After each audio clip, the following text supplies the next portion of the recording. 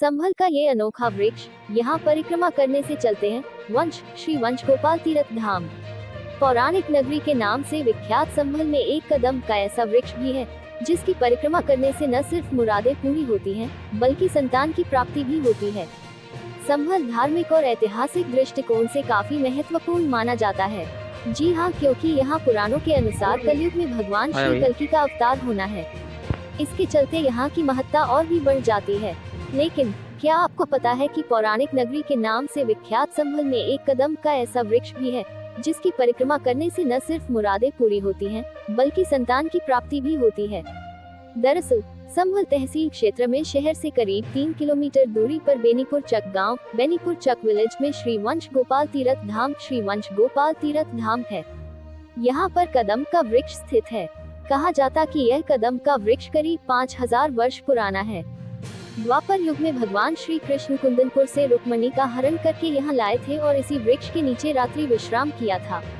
तभी से कहा जाता है कि इस वृक्ष की परिक्रमा करने से जो भी श्रद्धालु मनौतियां मानते हैं, उनकी सभी मनोकामनाएं पूरी हो जाती हैं। साथ ही इस वृक्ष की परिक्रमा करने से वंश की वृद्धि होती है, जिस कारण इस स्थान को श्री वंश गोपाल तीर्थ के नाम से जाना जाता है। दीपावली के बाद यहाँ फेरी परिक्रमा का आयोजन होता है, जिसमें देश भर से श्रद्धालु पूजा अर्चना करने के लिए आते हैं।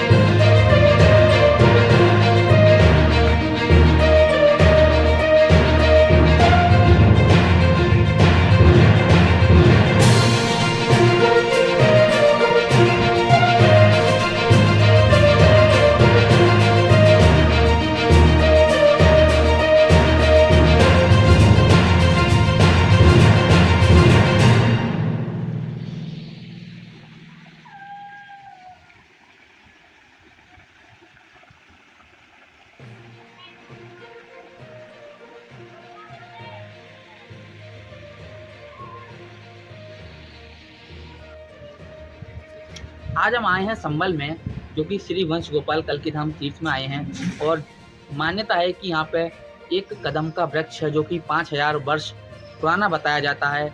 ये भी बताया जाता है कि यहाँ पर जब श्री कृष्ण भगवान रुक्मणी जी का हरण कर आ रहे थे, तो उन्होंने रात्रि में कदम के पेड़ के नीचे विश्राम किया था।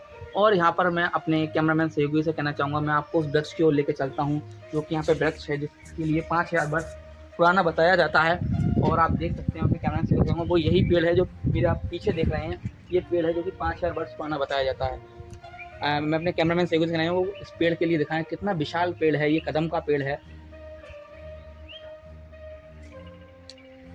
मैं अपने कैमरामैन से कहना चाहूँगा वो मेरे साथ आगे की ओर चलें।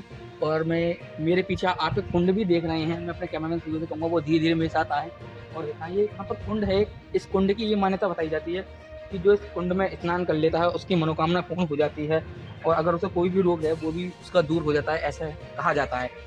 आप मैं अपने कैमरा से वो नीचे की ओर आए और मैं दिखाना चाहते हैं कुंड है। यहाँ पर सुना जाता है कि यहाँ पर लोग नहाने आते हैं, इस कुंड में स्नान करने आते हैं और लोगों की मनोकामना पूर्ण होती है।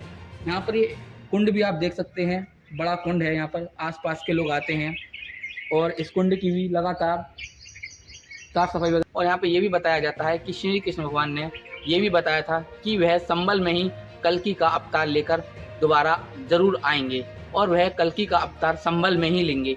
ऐसा उन्होंने रुक्मणी जी को बताया था। इस कदम पेड़ के, जो आपको मैंने कदम का पेड़ दिखाया था, इसी पेड़ के नीचे भगवान ने रात्रि में विश्राम किया था जब वे रुक्मणी का हरण कर कर आ रहे थे। उसके बाद बताया जाता है कि वे यहाँ से सीधे मथुरा की ओर चले गए।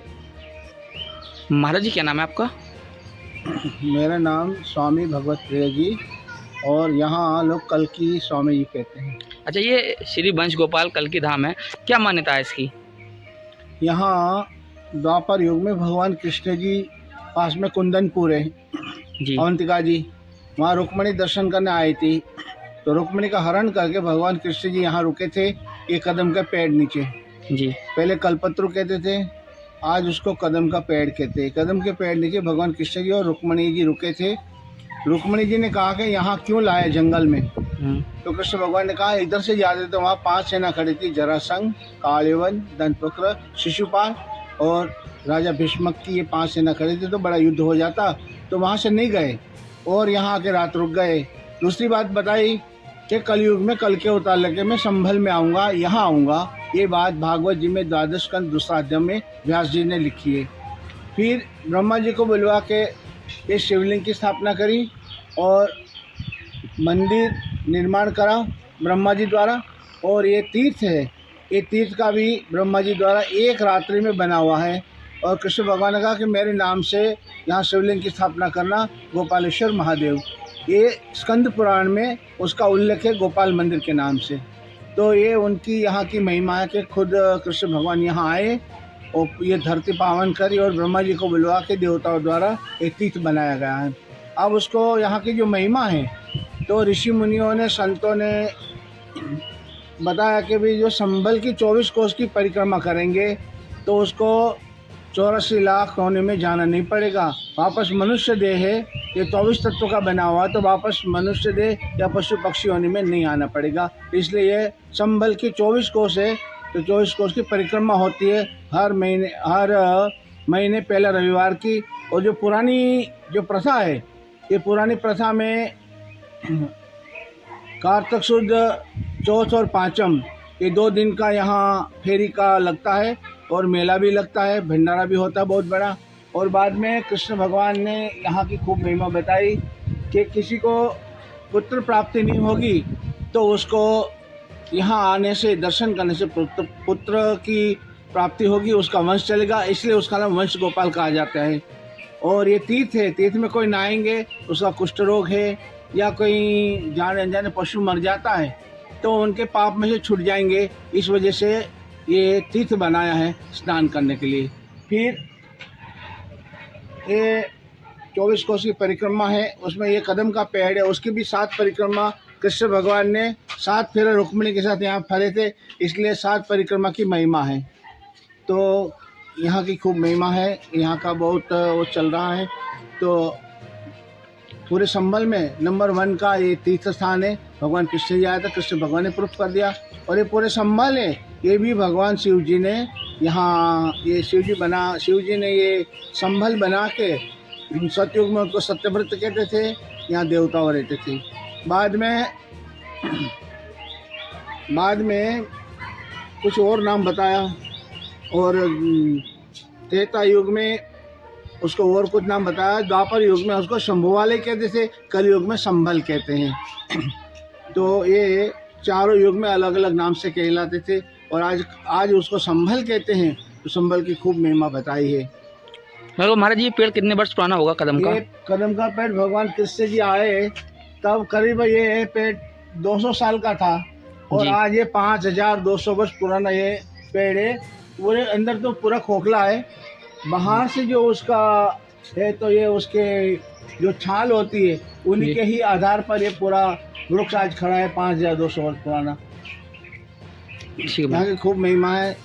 जो कोई मानते हैं, कोई मान्यता रखते हैं कि भाई मेरे संतान नहीं है, मैं वंश नहीं चलता, तो यहाँ आते ही तो उसका वंश चलता है।